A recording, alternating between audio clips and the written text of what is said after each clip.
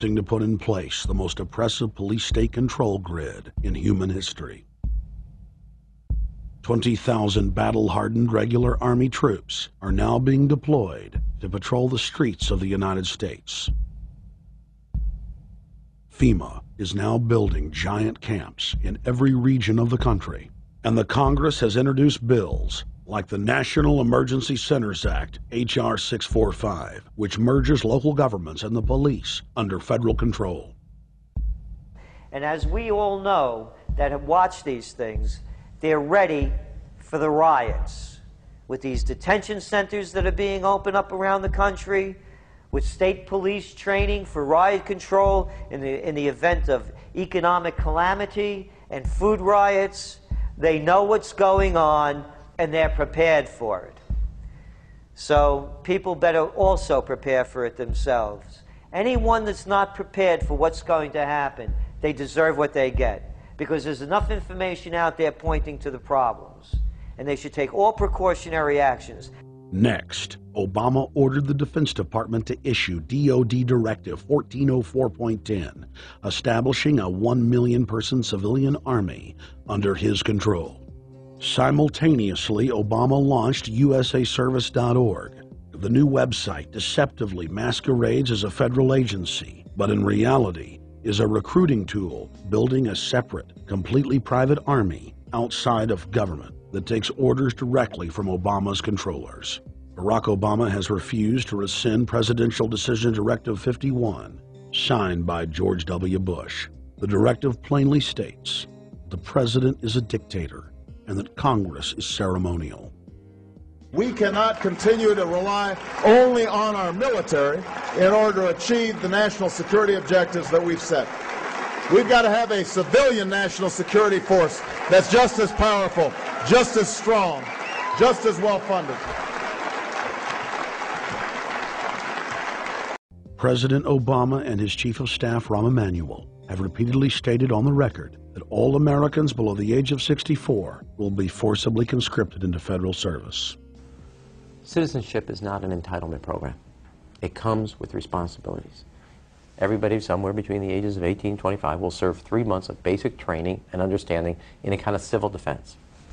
Now, it doesn't always have to be service in uniform. One of the things that if you talk to our generals, they are desperate for is a civilian counterpart to our military forces. So is this compulsory then? Well, you have to, in a sense, it's a required of everybody, 18 to 25, 3 months, and at some point at that point you do it.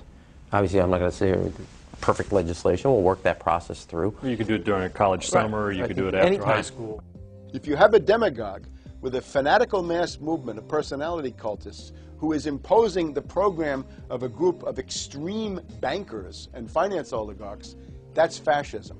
Obama's transition site, change.gov, proclaimed that middle school and high school students will be forced to serve the federal government. Fascism is gutter up, streets up, hooligans, thugs, fervently idealistic students, swarming adolescents, just the kind of thing you see around Obama. The way you get a population to enslave itself when the police and the army are no longer enough to do that. So I think that's if you're a left liberal, it's time to open your eyes to that.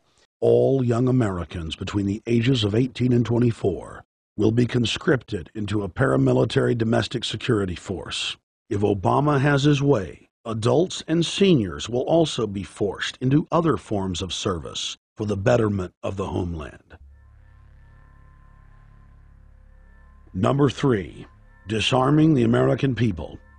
Obama operatives in the Congress have introduced more than 10 bills that would end the Second Amendment as we know it.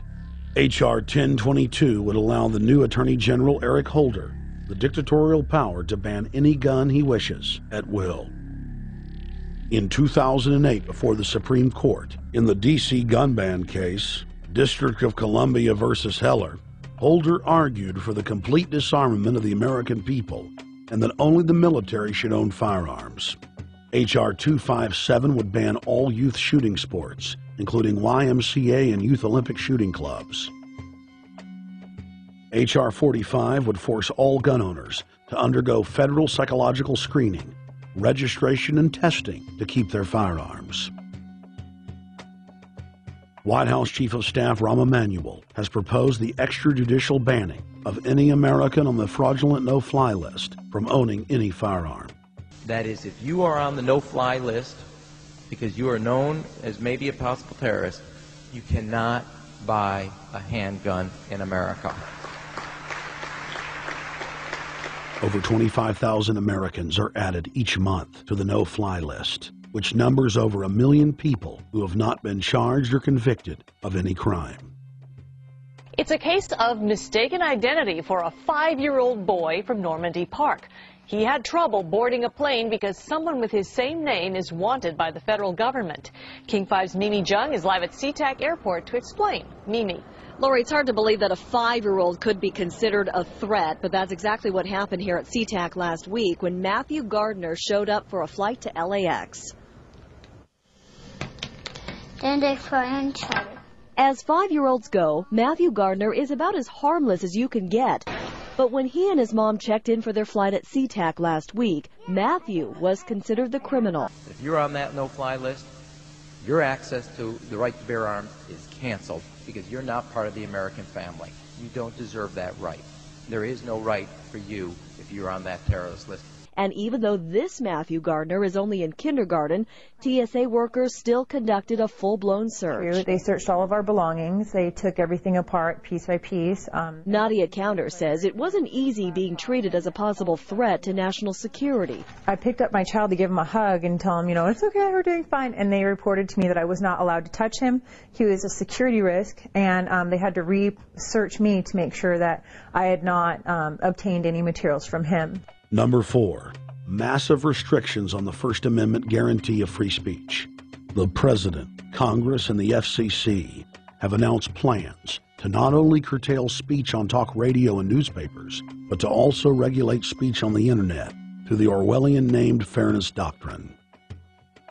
The Obama machine is also pressuring Congress to pass draconian hate speech laws that will eviscerate the First Amendment. Number 5, they plan to further federalize health care so that the government can dictate what kind of care citizens receive.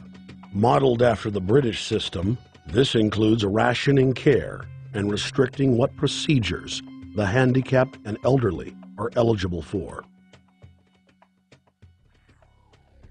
Number 6, Obama is already pushing to expand the Department of Defense budget and to station more U.S. troops overseas to encircle Russia, China, Iran,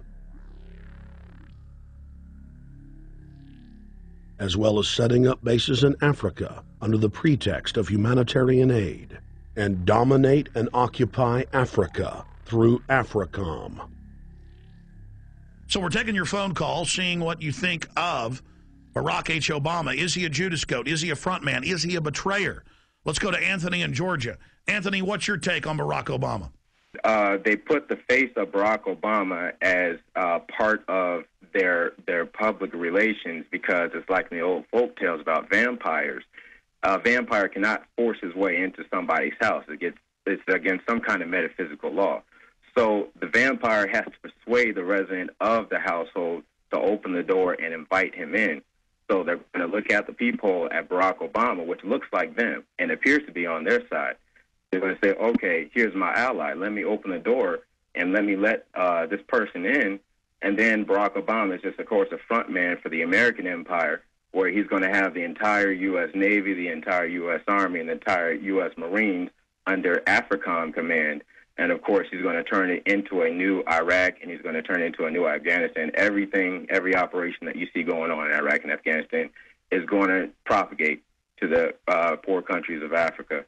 And well, sir, I agree with you. They're looking to the people. They see a handsome, smiling African face.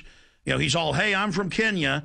And then it's a total bait and switch. But it's the same thing here in the United States where they would get sellout Native American chiefs to sell out their people. This is the oldest trick